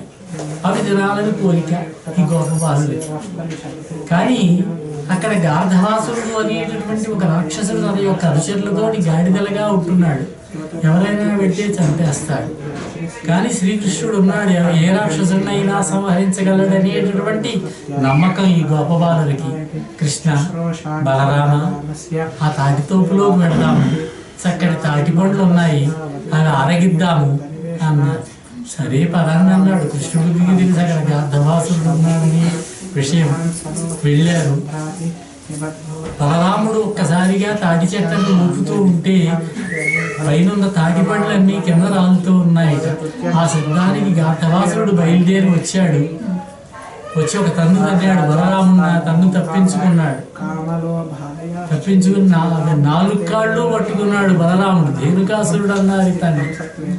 ఆ 4 కాళ్ళు పట్టుకుని గిరగిరా తిప్పి విసిరి కొడితే ఓ 100 తాటి చెట్లు కూలిపోయాయట. రాక్షసుడి దెబ్బకి రాక్షసులు మరణించారు. ఇంతలో తన అనుచరులంతా కూడా గాడిదలన్నీ వచ్చాయి. కృష్ణుడు బలరాముడు కలిసి ఒడుపుగా పట్టుకుని అందరు రాక్షసుల్ని కూడా ఆ విధంగానే వధించేశారు. గార్ధవాసురుడు వద బలరాముడు చేశాడు. ఇంతవరకు శ్రీకృష్ణ పరమాత్మ చేసినటువంటి వదలై చూశాం మనం. ఇప్పుడు బలరాముడు కూడా గార్ధవాసురుడిని వధించాడు. ఒక రోజున అక్కడ ఒక మడుగు ఉన్నది. ఆ మడుగులో ఆహం వేసి నీళ్లు తాగి ఆవులన్నీ చచ్చి పడిపోయాయి దూడలన్నీ. వాటినన్నిటినీ బతికింపజేశాడు కృష్ణుడు. ఈ మడుగులో నీరు విషపూరితమైపోయి ఉన్నది. కాళీయుడనేటటువంటి ఒక సర్పరాజు ఇక్కడ తన భార్యలతోటి తన కుమారులతోటి ఇక్కడ నివసిస్తూ ఉన్నాడు. ఈ మడుగులో ఉన్నటువంటి నీటిని విషమయం చేసేసాడు. కాబట్టి దీనిని కాళీయుడి నుంచి విముక్తం చెయ్యాలని భావించాడు. అక్కడ ఉన్నటువంటి ఒక వృక్షం ఎక్కాడు. ఆ వృక్షం నుంచి ఒక్క దూకాడు ఆ మడుగులోనికి. కాళీయుడు చూశాడు, ఎవరు వీడు, ఇంత ధైర్యంతో నా దగ్గర నేనున్నానని తెలిసి కూడా ఎలా వచ్చాడు అని చెప్పి కడివి చెట్టు ఆ చెట్టు మీదకి ఎక్కాడు. తట్టి దిగించాడు. ఒక దూకాడు. దూకి ఆ మడుగులో ఉన్నటువంటి కాళీయుడు కరిచాట. కృష్ణుడు కరిచాడనే రాశారు. కృష్ణుడు లెక్క చేయలేదు. విషయం ఎక్కుతుందా ఆయనకి. నెమ్మదిగా కాళీయుడి మీదకి ఎక్కాడు. పాదములతోటి తొక్కుతూ ఉంటే పడగలన్నీ చిరిగిపోయాయట. కాళీయుడికి ఏమీ చేయలేని నిస్సహాయ స్థితికి వచ్చాడు. అప్పుడు అతని భార్య వచ్చి, కృష్ణ, ముకుందా, కాపాడు, రక్షించు, నీవే మాకు దిక్కు అని ప్రార్థించారు శ్రీకృష్ణ పరమాత్మని. నీవి మడుగును విడిచిపెట్టి వెళ్ళిపోవలసినది. నీకు ఏ విధమైనటువంటి భయము లేదు. గరుత్మంతుడి వల్ల నీకు ఏ విధమైనటువంటి ఆపద రాదు. నేను నీకు వరమిస్తున్నాను అన్నట్ట కృష్ణుడు. అప్పుడు కాళీయుడు ఆ మడుగును విడిచిపెట్టి బయటికి వెళ్ళి స్వేచ్ఛగా ఉన్నాడు. అరణ్య భాగంలోకి ఒక దీవిలోకి వెళ్ళిపోయాడు. ఒక సముద్రంలోకి వెళ్ళి అక్కడి నుంచి ఒక ద్వీపంలోకి వెళ్ళి తన భార్యలతో సహా నివసించాడన్నారు. కాళీయుడు ఈ మడుగులోకి కాళింది మడుగు అన్నారు. యమునా నుంచి వచ్చినటువంటి మడుగు ఇది. ఒకప్పుడు స్వచ్ఛమైన నీరే. ఈ కాళీయుడు రావడం వల్ల, ఇక్కడ నివాసం ఉండడం వల్ల ఆ మడుగులో నీరంతా విషపూరితమైపోయింది. కాళీయుడు ఈ మడుగులోనికి రావడానికి కారణం ఏమిటంటే, పూర్వం మనుషులందరూ కూడా పాములకు నైవేద్యం పెట్టేవారు. నెలకొక రోజున నాగుల చోటికి పెట్టినట్లుగా ఆ పాములు వాటికి పెట్టిన నైవేద్యంలో కొంత భాగాన్ని గరుత్మంతుడిగా నైవేద్యం పెట్టేవారు. మనుషులు గుణులు ఎందుకు పెట్టేవారంటే పాములు వాళ్ళనేం చేయకుండా. పాములు ఎందుకు పెట్టావంటే గరుత్మంతుడు వాళ్ళనేమీ చేయకుండా వాటిని భుజిస్తూ ఉండేవాడు. గరుత్మంతుడు పాములను ఏమీ చేసేవాడు కాదు. ఈ కాళీయుడు తనకు ఉన్నటువంటి పడగల యొక్క బలంతో, తనకు ఉన్నటువంటి విషమ యొక్క గర్వంతో, గర్వాతిశయం చేత గరుత్మంతుడి లెక్క చేయకుండా అదే తిరిగేసాట. ఇలా ఉందా నీ పని అని చెప్పి గరుత్మంతుడు వచ్చి ఆ కాలి గోళ్లతోటి 2 పోట్లు పొడిస్తే పడగలన్నీ ముక్కలైపోయి విడిపోయాయట. అప్పుడు భయపడి ఈ కాళింది మడుగులోకి వచ్చి ఉన్నాడు. గరుత్మంతుడి వల్ల ప్రమాదం తప్పింది. గరుత్మంతుడి వల్ల ప్రమాదం ఎలా తప్పింది అంటే, గరుత్మంతుడు ఒకసారి కాళింది మడుగులో ఉన్నటువంటి చేపల యొక్క రాజు అయినటువంటి ఒక రాజును పట్టుకుని భుజించాడు. ఆ చేపలన్నీ దుఃఖపడుతూ ఉన్నాయి. అక్కడే నివసిస్తూ ఉన్నాడు, ఆ సరస్సు ఒడ్డునే ఉన్నాడు సౌభని అని ఒక మహర్షి. ఈ చేపల యొక్క దుఃఖాన్ని చూసి కాళీయుడు కనుక ఎప్పుడైనా సరే ఈ మడుగులోనికి వచ్చినట్లయితే, చేపలను తినడానికి ప్రయత్నం చేసినట్లయితే అతని యొక్క శిరస్సు భగ్నమై మరణిస్తాడని చెప్పించాడు. ఆ సంగతి తెలిసిన గరుత్మంతుడు ఇక్కడికి రాడు. ఆ గరుత్మంతుడికి ఆ శాపం ఉందని కాళీయుడికి తెలుసు కాబట్టి కాళీయుడు ఒక్కడికే తెలుసు అన్నారు. కాళీయుడు కాబట్టి కాళీయుడు ఇప్పుడు ఉన్నాడు. కాబట్టి శ్రీకృష్ణుడు కాళీయుడికి వరం ఇవ్వడంతో ఆయన స్వేచ్ఛగా వెళ్ళాడు. ఆ శ్రీకృష్ణుడు పాదములే నాగుపాముల తలల మీద కృష్ణ పాదాలంటారు. ఇప్పటికీ మనం చూస్తూ ఉంటాం. ఆ సర్పాన్ని కనుక మనం చూడగలిగినట్లయితే ఒక వీళ్ళంతా వచ్చారు, గోపికలు అంతా వచ్చారు. వార్త అందింది. బలరాముడు ఆ రోజున కృష్ణుడితో రాలేదు. ముందు ఈ కాళీ మడుగులో దూకాడని తెలిసి కబురు వెళ్ళిన తర్వాత బలరాముడు కూడా వచ్చాడు, కానీ గట్టి మీద నుంచి చూస్తూ ఉన్నాడు. వారంతా దుఃఖపడుతూ ఉంటే చెప్పాడు, జరగబోయేది ఏమిటో చూడండి, కంగారు పడకండి మీరు అన్నాడు. అలాగే కాళీయుడి యొక్క గర్వాన్ని అడిచాడు.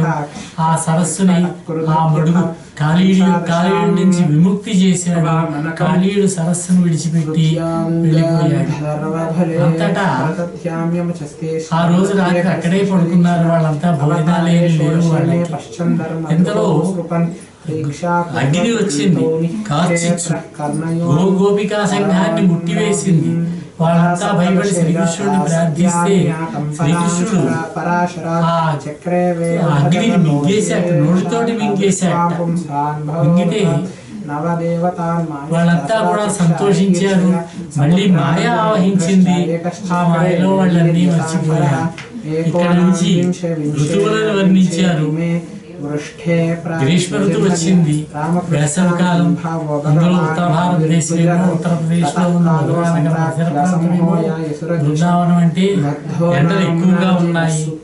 ఈలోగా ప్రళంబుడు అనేటటువంటి ఒక రాక్షసుడు వచ్చాడు. గోపబాలుడు రూపంలో వచ్చాడు. గోపాల బాలుడు వచ్చి శ్రీకృష్ణుడి దగ్గరగా సంచరిస్తున్నాడు. కృష్ణుడిని గమనించకపోలేదు. బలరాముడికి రహస్యంగా చెప్పాడు. అందరూ ఆటలాడదాం అన్నారు. ఆటలాడదామని ఓడిపోయిన వాడు నెగ్గిన వాడిని భుజాల మీద మొయ్యాలి. రెండు పక్షాలుగా విడిపోయారు. వాళ్ళు రాళ్ళను గురి చేసి బంతులు విసురుతూ ఉన్నారు, ఆడుకుంటూ ఉన్నారు. ఎవరు గెలుస్తారో ఎవరు ఓడుతారో చూద్దామన్నారు. శ్రీకృష్ణుడు ఒక వర్గానికి నాయకుడు, బలరాముడు ఒక వర్గానికి నాయకుడు.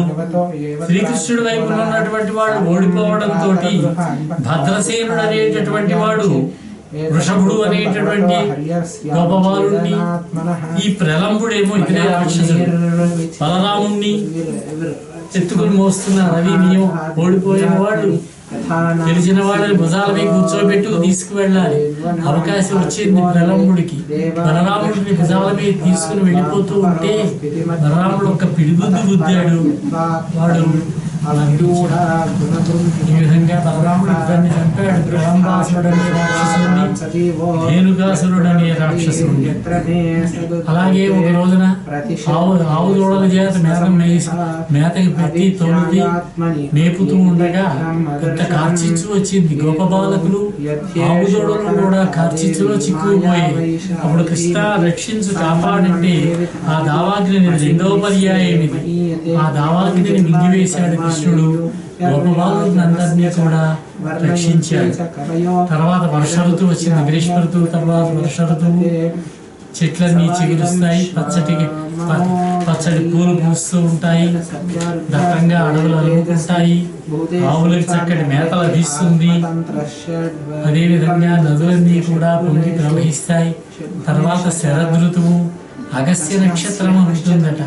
ఆ నక్షత్రం యొక్క ప్రభావం వల్ల ఆ కిరణాలు సోకి బురదగా ఉండే నీరు కూడా తేట పడుతుంది. నదుల నీరు, చెరువులలో నీరు, శరదృతువును వర్ణించారు. ఈ విధంగా గోపబాలులంతా కూడా ఆ బృందావనంలో వేధిస్తూ ఆనందంగా గడుపుతూ ఉన్నారు. హేమంత ఋతువులో చలి ఎక్కువగా ఉంటుంది. అంతా కూడా హేమంత ఋతువులో ఈ గోపకాంతలంతా కూడా హేమంత ఋతువులో వచ్చే ప్రథమ మాసం అయినటువంటి మార్గశిర మాసంలో మార్గశిరము పుష్యము ఈ రెండు హేమంత ఋతువు. మొదటి మాసమైనటువంటి మార్గశిరంలో మొదటి రోజున ఈ గోపకాంతలంతా కూడా శ్రీకృష్ణ పరమాత్మను భక్తగా పొందాలని చెప్పి వేకువజామునే లేచి కాళిందీ నదికి వెళ్ళి ఆ చల్లని నీటిలో స్నానం చేశారు. మన కార్తీక మాసంలో చేస్తాం. దక్షిణ దేశంలో, ద్రవిడ దేశంలో, తమిళనాడులో మార్గశిర మాసంలో చేస్తారు. దీన్ని మార్గళి అంటారు. దాన్ని మనం ధనుర్మాసం అంటాం. అందులో ముగిసింది. ఈ ధనుర్మాసంలో గోపికలంతా కాత్యాయని వ్రతాన్ని చేశారు. భాగవత రీత్యా గోపికల కాత్యాయని వ్రతాన్ని చేశారు. అమ్మవారిని దేవి యొక్క ప్రతిభని రూపొందించి అలంకరించి ధూపదీపాలతోటి శ్రీకృష్ణునే పతిగా అనుగ్రహించమని పూజ చేశారట. దీన్ని కాత్యాయని పూజ అన్నారు. ఈ పూజని ఆధారంగా చేసుకుని గోదాదేవి తమిళనాడులో ఉన్నటువంటి 12 మంది ఆడవారు, 11 మంది మగవాళ్ళు అయితే గోదాదేవి ఒక్కావిడే స్త్రీ. ఈవిడ శ్రీకృష్ణ పరమాత్మని భర్తగా భావించి శ్రీవిల్లిపుత్తూరునే బృందావనంగా శ్రీ నందుని యొక్క పురంగా భావించి అక్కడ ఉన్నటువంటి వటపత్రశాయి ఆలయాన్ని నందగోపుడి ఇల్లుగా భావించి వటపత్రశాయినే శ్రీకృష్ణ పరమాత్మగా భావన చేసి ఆవిడ కాత్యాయని వ్రతాన్ని తాను ఆచరించింది. తన చెలికత్తెల చేత ఆచరింపజేసింది. ఈ విధంగా రూపకాంతలంతా అక్కడ చేశారు. ఈలోగా కాళిందీ మడుగులో స్నానం చేస్తుంటే కొనసాగిస్తాను చేస్తూ ఉంటే చీరలు ఎత్తుకుపోయాడు. ఒక రోజు గోపిక వస్త్రాభరణం మనకు తెలుసున్న ఘట్టమే. మిగతా కుర్రవాళ్ళని చాటును దాముకోమన్నాడు. మీరు ముందుకు రావద్దు అన్నాడు. ఒక్క ఆయనే వచ్చాడు. అక్కడ ఉన్న వాళ్ళ చీరలన్నీ గట్టి మీద పెట్టుకుని స్నానం చేస్తే కడివి చెట్టు ఉంటే కడివి చెట్టు ఎక్కి కూర్చున్నాడు. మా బట్టలు నాకు ఇయ్యన్నారు. వాడు ఎవర్రా మీరు కాత్యాయని వ్రతం చేస్తే ఈ విధంగా బట్టలు ఎత్తి దిగంబరంగా చేస్తే అమ్మవారి పట్ల అపచారం చేసినట్టు కాదా అన్నాడు. మీరంతా వచ్చి దండం పెట్టండి ఇస్తానన్నాడు. చీరల కోసం బ్రతిమలాలని ఇస్తానన్నాడు. నీకు సిగ్గేమిటన్నాడు. మీరు నా ఎందు మనసు లగ్నం చేయండి అన్నాడు. చివరికి చీరలు ఇచ్చాడు. గోపికలంతా కూడా శ్రీకృష్ణ పరమాత్మను ప్రార్థించారు. చీరాపహరించి సిగ్గులు విడిపించి పరిహసించి అయిన పరగమనకు గరుడు నోము కొరత కాకుండా మ్రొక్కించెననుచు హరి నుతించిరి అబలలెల్లా.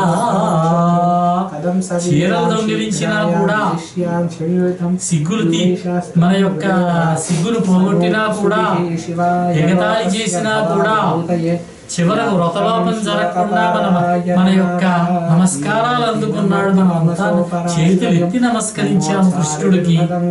మన యొక్క వ్రతం సంపూర్ణం చేశాడు అని శ్రీకృష్ణ పరమాత్మకి ఆ గోపికలంతా కూడా నమస్కారం చేశారట. ఇది గోపిక వస్త్రాభరణ ఘట్టం అన్నారు. ఆ విధంగా గోపకన్యలను అనుగ్రహించాడు శ్రీకృష్ణ పరమాత్మ.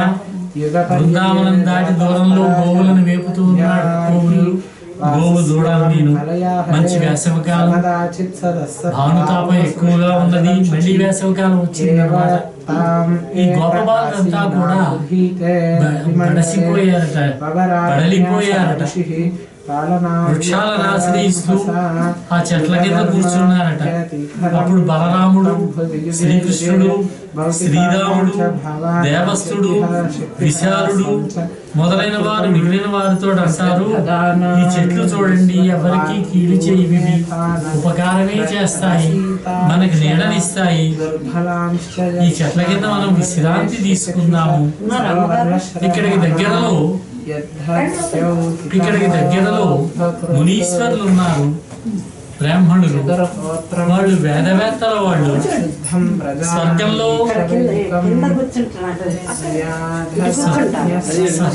స్వర్గానికి వెళ్ళడానికి అంగిరసం అనేటటువంటి సత్రయాగాన్ని చేస్తున్నారు ఆ మునీశ్వరులు. మీరంతా కూడా మునీశ్వరుల దగ్గరికి వెళ్ళి కృష్ణుడు పంపించాడు మమ్మల్ని, ఆకలిగొని ఉన్నాము, మాకు భోజనం ఇవ్వండి అని అడగండి, నేను ఇమ్మన్నా అని చెప్పి అడిగి పట్టుకురండి అన్నాడు. ఈ గోపబాలులంతా బయలుదేరి వెళ్ళారు, మునీశ్వరుల దగ్గరికి వెళ్ళారు. కృష్ణుడు చెప్పమన్నట్టుగానే చెప్పారు. వాళ్ళు మీకు భోజనం పెట్టం వెళ్ళిపోమన్నారు మునీశ్వరులు. అదృష్టం ఉండాలి దేనికైనా. మునీశ్వరులు పరమాత్మ యొక్క గొప్పతనాన్ని తెలుసుకోలేని వారై అన్నం పెట్టమన్నారు. వాళ్ళు మళ్ళీ వచ్చి చెప్పారు, మీరు ఒక పని చేయండి, ఆ వంటింటి వైపుకి వెళ్ళండి, అక్కడ మునీశ్వరుల యొక్క భార్యలు ఉంటారు, వాళ్ళ దగ్గరికి వెళ్ళి చెప్పండి, అప్పుడు వాళ్ళు ఇస్తారన్నాడు కృష్ణుడు. అలాగే వెళ్ళి మునిపత్రులు చెబితే ఆ మునిపత్రులు ఆహారాలు తీసుకుని మునీశ్వరులు అడిగారు, ఎక్కడికి వెళ్తున్నారు మీరు ఏమిటన్నారు. అప్పుడు శ్రీకృష్ణ తత్వాన్ని తెలిపి, శ్రీకృష్ణుడి యొక్క గొప్పతనాన్ని తెలిపి భోజనం పెట్టొస్తామని చెప్పి శ్రీకృష్ణుడి దగ్గరికే వచ్చారు. ఆ మునిపత్రులంతా కూడా శ్రీకృష్ణుడికి భోజనాలు పెట్టారు. అప్పుడు ఇంట్లో మీకు అందరికీ కుశలంగా ఉన్నారు కదా అని అడిగాడు కృష్ణుడు. మీకు మేమేం చేయాలో చెప్పండి, ఎంతో ఉల్లాసంగా వచ్చారు మీకు మా దర్శనం చేసుకోవడానికి, ఏ విధమైనటువంటి ఫలాపేక్ష లేకుండా వచ్చారు మీరు, ఆ విషయం నాకు తెలుసు. విజ్ఞానులు మీ వల్లే మీలాగే నా దగ్గరకు వచ్చి సేవలు చేస్తే సమస్తాన్ని కూడా సకల శుభాలని కూడా పొందగలరు అని అడిగితే, గృహస్థులైనటువంటి మీ భర్తలు మీతో కూడి యజ్ఞం నిరాటంకంగా నెరవేర్చడానికి మీరు ఇప్పుడే యాగవాటికకి వెళ్ళండి అని అడిగారట.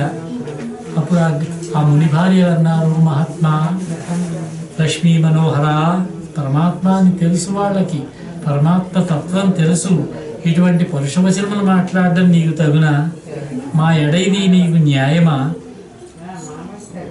మా భర్తలు, మా కుమారులు, మా వాళ్ళంతా కూడా వద్దని వారిస్తున్నా తిరస్కరించి చదువుతోటి నీ పాదాల దగ్గరకు వచ్చాం. మేము మళ్ళీ తిరిగి వెళితే వాళ్ళు మమ్మల్ని రాణిస్తారా? అందుచేత మేము ఇళ్ళకి వెళ్ళడానికి అంగీకరించం, నీ దగ్గరే ఉంటాం, నీ దాసదాసీజనంగా భావించమని అడిగారు ఆ మునిపత్నులు.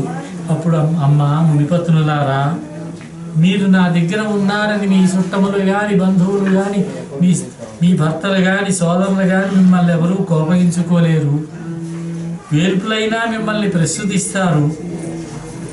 నరుల శరీర సంగమంలాగా నా సాంగత్యం సౌఖ్యానురాగాలని ఇచ్చేటటువంటిది కాదు ఇది.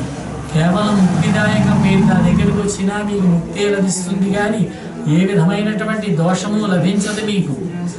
మీరు కర్మానుబంధమైనటువంటి కాయాన్ని విడిచిపెట్టి మనస్సు నాయందే లగ్నం చేసి ఉచితమైనటువంటి కాలంలో నన్ను పొందగలుగుతారు. మీరు నా మాటలు నమ్మండి అని చెప్పి వాళ్ళు తెచ్చిన భోజనాలన్నీ శ్రీకృష్ణుడు ఆరగించారు. ఈ విధంగా శ్రీకృష్ణ పరమాత్మ భోజనం పెట్టి ధన్యులైనారు మునిపత్నులు. సుఖమహర్షి అంటాడు, పరమేశ్వరార్పణంబుగా పరజనులకు భిక్ష ఇడిన పరముపదమునం పరగదరంట, తుది సాక్షాత్ పరమేశుడు భిక్షగొన్న ఫలమెట్టిదియో. ఓ పరీక్షణ్ మహారాజా, శ్రీకృష్ణార్పణం అంటూ ఇతరులకు మనం ఎవరైనా బిచ్చగాడు వస్తే శ్రీకృష్ణార్పణం అని మనం కొంచెం భిక్షం వేస్తే భోజనం పెడితేనే మనకు పరమపదం లభిస్తుంది కదా. అటువంటిది సాక్షాత్తు శ్రీ మహావిష్ణువు అయినటువంటి ఆ శ్రీకృష్ణ పరమాత్మే భిక్షను స్వీకరించాడు. ఇంకా అటువంటిప్పుడు కలిగేటటువంటి ఫలం ఎంత గొప్పదో కదా. తర్వాత మళ్ళీ ఇప్పుడు వేసవకాలం అనుకున్నాం, మళ్ళీ వర్షాకాలం వస్తూ ఉన్నది. ప్రతి సంవత్సరము కూడా వర్షాకాలం వచ్చే ముందు గోపకులంతా కూడా నందుని యొక్క ఆధ్వర్యంలో ఇంద్రయాగం చేస్తారు. ఇంద్రుడికి యాగం చేసి ఇంద్రుడిని ప్రసన్నుడిని చేసుకుంటే, ఇంద్రుడికి నైవేద్యాలు సమర్పించినట్లయితే, పూజలు చేసినట్లయితే, ఇంద్రుడు గర్ణించి మేఘనాథుడు కాబట్టి మేఘములను అనుగ్రహించి మేఘములను ఆజ్ఞాపించి వర్షాలు చక్కటి వర్షాలు కురిపిస్తాడు.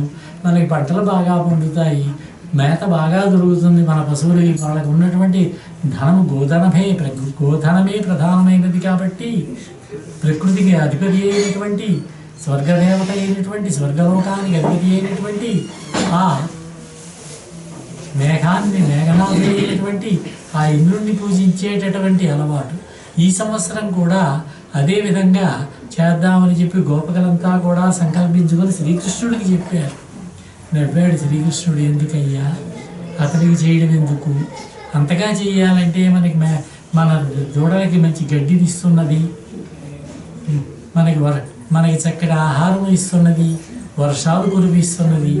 ఈ గోవర్ధన పర్వతానికి చేయండి, ఇంద్రుడికి చేయవలసినటువంటి పనేమీ లేదు అని చెప్పి కృష్ణుడు వారించాడు వాళ్ళని. కృష్ణుడు ఎంత చెబితే అంతే వాళ్ళకి.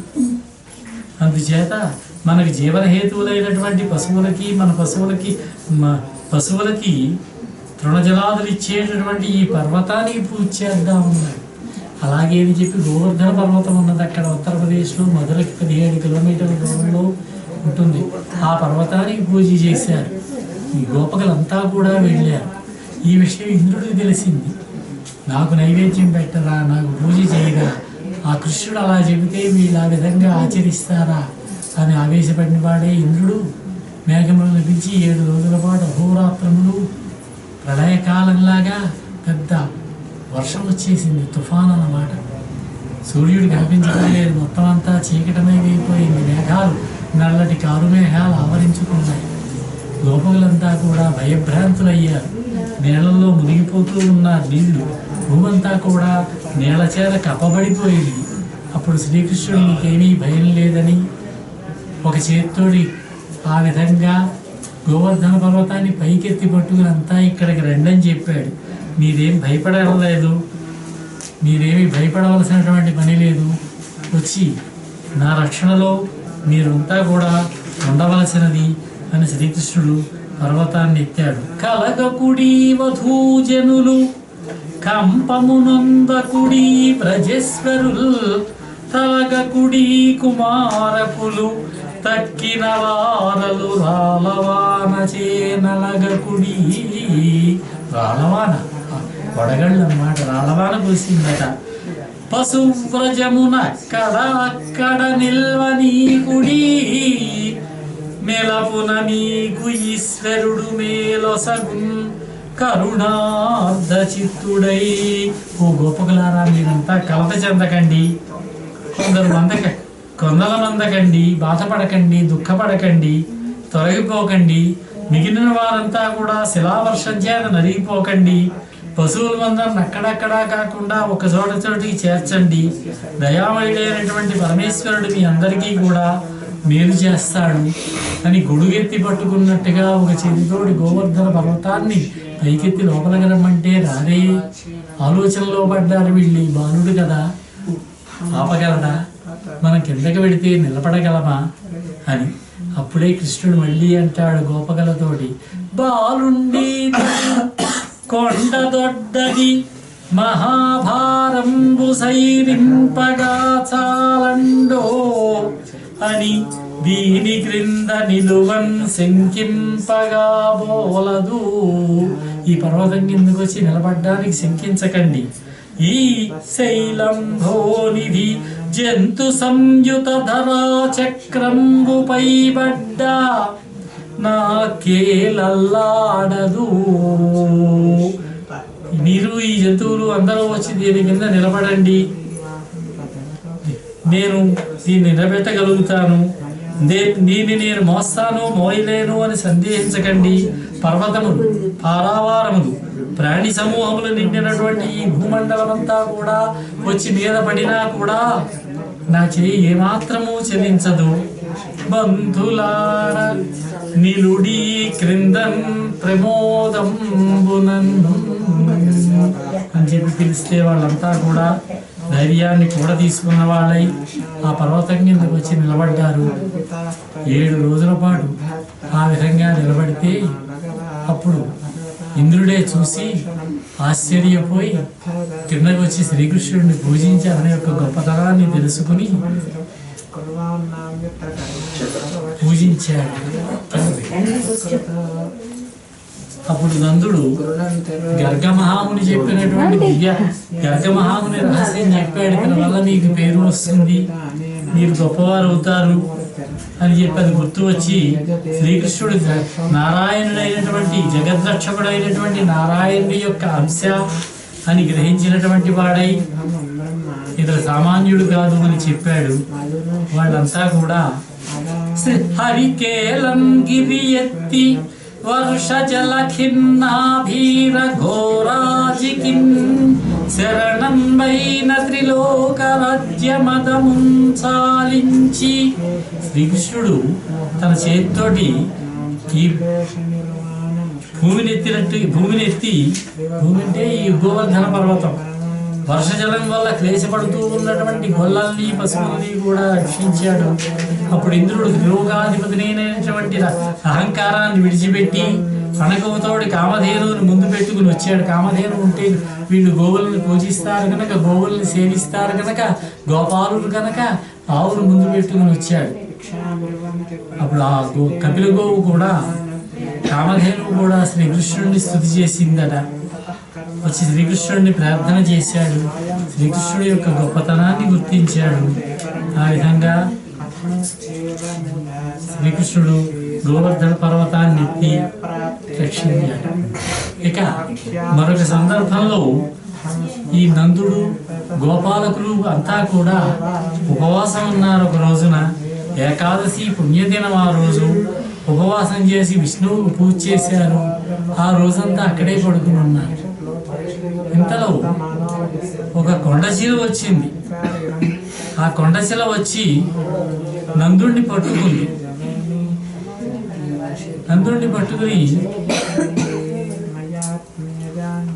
అది ఇంకొక సందర్భం. ఈ సందర్భంలో నందుడు ఏకాదశి ఉపవాసం ఉండి తెల్లవారకుండానే అర్ధరాత్రి బయలుదేరి యమునా నదిలో స్నానం చేయడానికి వెళ్ళాడు. వాళ్ళకి సమయం తెలియదుగా, రాత్రి సమయం. ఆ సమయంలో గంధర్వులు ఉంటారు. ఇక్కడ గంధర్వులు వరుణుడి యొక్క దూత నందుడిని పట్టుకుని వరుణలోకానికి తీసుకుపోయాడు. అప్పుడు ఆ గోపాలకులంతా కూడా బలరామ, కృష్ణ రక్షించండి, కాపాడండి అంటే కృష్ణుడు చూశాడు. ఇది తిన్నగా వరుణలోకానికి వెళ్ళాడు కృష్ణుడు. వచ్చినటువంటి కృష్ణుడిని వరుణుడు సాధారణంగా ఆహ్వానించాడు, గౌరవించాడు. తెలుసా ఆయనకి, స్తుతి చేశాడు. నా యొక్క భటుడు పొరపాటు చేశాడు, నీ తండ్రి అని తెలియక తన్ని తీసుకొచ్చాడు, క్షమించవలసింది. నీ నాన్నగారిని తీసుకుని వెళ్ళవలసింది అని కృష్ణుడిని పంపించాడు. కృష్ణుడు తన తండ్రి అయినటువంటి నందుణ్ణి వరుణలోకంలోంచి తీసుకుని వచ్చాడు. అదేవిధంగా శరద్రాత్రిలో శ్రీకృష్ణుడు ఒక రోజున, ఆ రోజు చంద్రుడు రాకాచంద్రుడు అనుకుంటాను, పౌర్ణమి నాటి చంద్రుడు చక్కటి వెన్నెల కాస్తూ ఉండగా చక్కగా తన యొక్క వేణువు మీద చక్కని రాగాన్ని ఆలపిస్తూ ఉంటే రేపల్లెలో ఉన్నటువంటి వనితలంతా కూడా, చిన్న లేదు పెద్ద లేదు, అంతా కూడా వచ్చేసారట. శ్రీకృష్ణుడి దగ్గరికి వచ్చారు, అనుగ్రహించమని అడిగారు.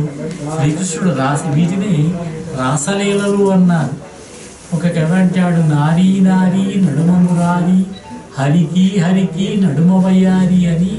ఎంతమంది గోపకాంతలైతే ఉన్నారో ఒక్కొక్క గోపకాంతకు ఒక్కొక్క కృష్ణుడుగా కనిపించాడట.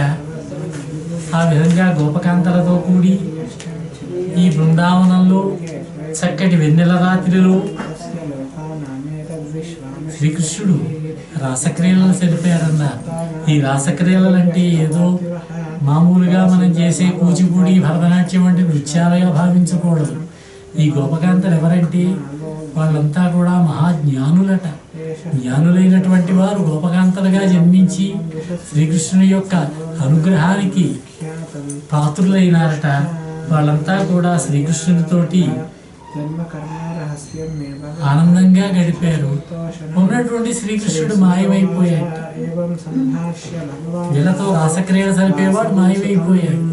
అప్పుడు ఆ శ్రీకృష్ణుడు ఎక్కడ ఉన్నాడో వెతుకుతూ చెట్టు పుట్టల్లో వెతుకుతూ పున్నాగ కానవే పున్నాగ వందితూ తిలకంబ కానవే తిలక నిటలు ఘనసార కానవే ఘనసార శోభితు బంధూక కానవే బంధుమిత్రు మన్మథ కానవే మన్మథాకారుని వంశంబ కానవే వంశధరుని చందన కానవే చందన సీతలు గుందంబ కానవే కుందరదను వింద్రభూజమ కానవే ఇంద్ర విభవు కువల వృక్షమ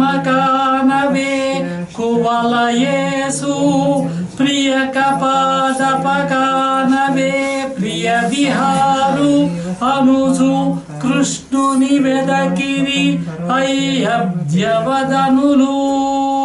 పున్నాగం అనేటటువంటి చెట్టు పురుష పుంగవుల యొక్క వందనాలు అందుకునేటటువంటి ఆ శ్రీకృష్ణుని చూసావా నువ్వు అని ఒక్కొక్క చెట్టు పేరే చెప్పి శ్రీకృష్ణుడిని చూసావా మాకు చెప్పవలసినది అని చెప్పి అంటున్నారు. ఇంకొక చక్కటి పద్యం. నల్లని వాడు నీలమేఘ శ్యాముడైనటువంటి ఆ కృష్ణుణ్ణి నల్లని వాడు అన్నారు. నల్లని వాడు పద్మ నయనంబులవాడు కృపారసంబుపై చల్లడువాడు మౌళి పరిసర్పిత పింఛమువాడు నవ్వురాజిల్లడు మోమువాడొకడు చెల్వల మానధనంబు తెచ్చెను మల్లియలారా మీ పొదల మాటున లేడు కదమ్మ చెప్పరే. ఈ విధంగా చెట్టు పుట్ట అన్నీ తిరుగుతూ శ్రీకృష్ణుని విరహంతో గడిపారట. ఈ విధంగా శ్రీకృష్ణుని యొక్క విరహంలో వాళ్ళు అనుకునేటటువంటి మాటలని గోపికా గీతలు అన్నారు. ఈ గోపికా గీతలు మనకి భగవద్గీతే ప్రధానమైనటువంటిది. భాగవతంలో ఇంకొక కొన్ని గీతలు ఉన్నాయి. గోపికా గీతలని, రాసగీతలని, భ్రమర గీతలని, ఇలాంటి గీతలు కొన్ని ఉన్నాయి. కానీ ప్రధానమైనది భగవంతుడు యొక్క మాట. భగవంతుడు అర్జునుడికి చెప్పినటువంటి అదే భక్తి, ఆ భక్తితో అదే భగవద్గీత ఉపదేశం. గీత అంటే అదే అని భావించాలి.